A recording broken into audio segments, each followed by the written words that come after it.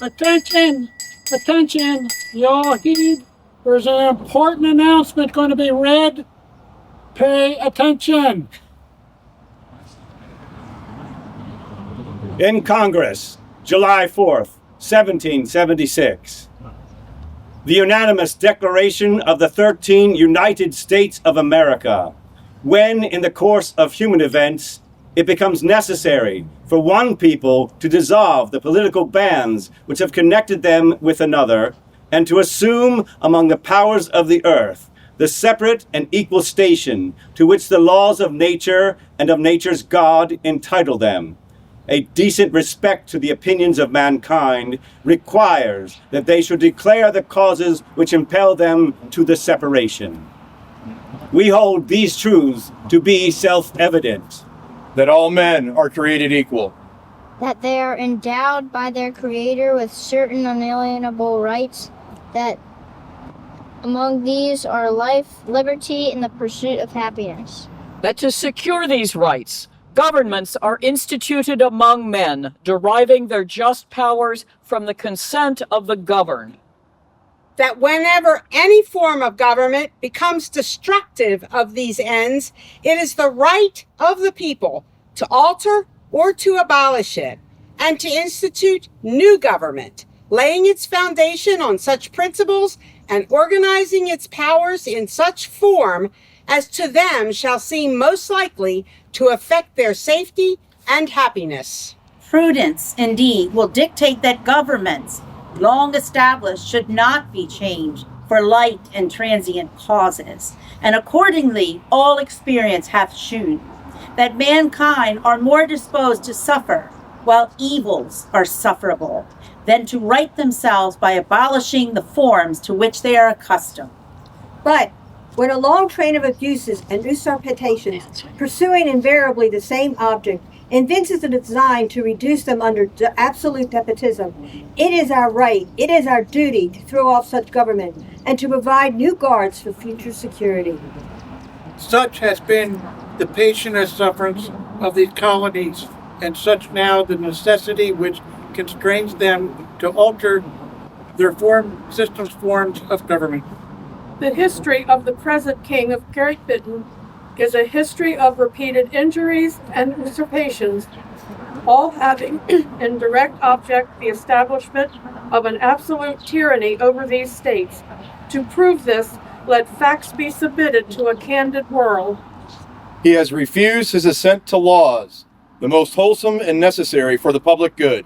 He has forbidden his governors to pass laws of immediate and pressing importance unless suspended in their operation till his assent should be obtained, and when so suspended, he is utterly neglected to attend to them. He has refused to pass other laws for the accommodations of large districts of people unless those people would relinquish the right of representation in the legislature, a right inestimable to them and formidable to tyrants only. He has called together legislative bodies at places unusual, uncomfortable, and distant from the depository of their public records, for the sole purpose of fatiguing them into compliance with his measures. He has dissolved representative houses repeatedly for opposing with manly firmness his invasions on the rights of the people. He has refused for a long time, after such dissolutions, to cause others to be elected, whereby the legislative powers, incapable of annihilation, have returned to the people at large for their exercise, the state remaining in the meantime exposed to all dangers of invasion from without and convulsions within. He has endeavored to prevent the population of these states for the purpose of obstructing the laws for naturalization of foreigners, refusing to pass others to encourage their migrations hither, and raising the conditions of the new appropriations of lands. He has obstructed the administration of justice by refusing his assent to laws for establishing judiciary powers. He has made judges dependent on his will alone for the tenure of their offices and the amount of payment of their salaries. He has erected a multitude of new offices and sent hither swarms of officers to harass our people and eat out their subsistence. He has kept among us in times of peace standing armies without the consent of our legislatures. He has affected to render the military independent of and superior to the civil power. He has combined with others to subject us to a jurisdiction foreign to our Constitution and unacknowledged by our laws, giving his assent to their acts of pretended legislation. For quartering large bodies of armed troops among us. For protecting that by a mock trial from punishment for any murders which they should commit on the inhabitants of these states. For cutting off our trade with all parts of the world. For imposing taxes on us without our consent. For depriving us in many cases of the benefits of a trial by jury. For transporting us beyond seas to be tried for pretended offenses. For abolishing the free system of English laws in a neighboring province, establishing therein an arbitrary government, and enlarging its boundaries so as to render it at once an example and fit instrument for introducing the same absolute rules into these colonies. For taking away our charters, abolishing our most valuable laws, and altering the forms of our government. For suspending our own legislatures and declaring themselves invested with power to legislate for us in all cases whatsoever. He has abdicated government here by declaring us out of his protection and waging war against us.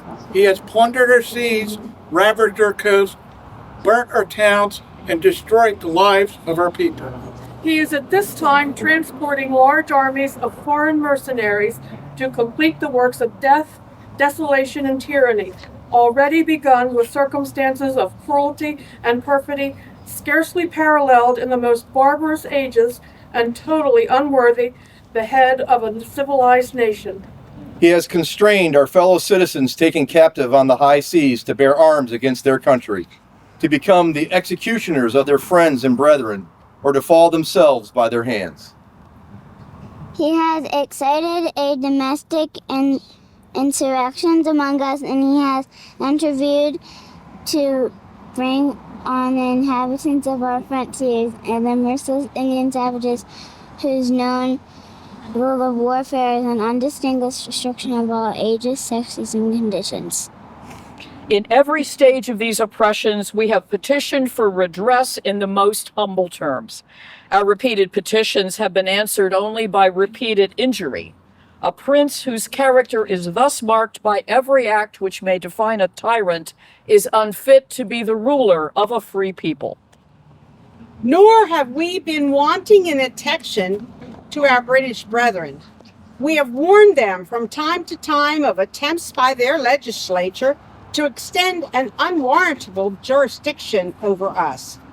We have reminded them of the circumstances of our emigration and settlement here. We have appealed to their native justice and magnanimity, and we have conjured them by the ties of our common kindred to disavow these usurpations, which would inevitably interrupt our connections and correspondence. They too have been deaf to the voice of justice and of consanguinity. We must therefore acquiesce in the necessity which denounces our separation and hold them, as we hold the rest of mankind, enemies in war, in peace, friends. We, therefore, the representatives of the United States of America, in General Congress assemble, appealing to the Supreme Judge of the world for the rectitude of our intentions, do, in the name and by the authority of the good people of these colonies, solemnly publish and declare that these united colonies are, and of right ought to be, free and independent states, and they are absolved from all allegiance to the British Crown, and that all political connection between them and the state of Great Britain is and ought to be totally dissolved, and that as free and independent states, they have full power to levy war, conclude peace, contract alliances, establish commerce, and to do all other acts and things which independent states may of right do. and for the support of this declaration with a firm reliance on the protection of divine providence, we mutually pledge to each other our lives, our fortunes, and our sacred honor. Huzzah!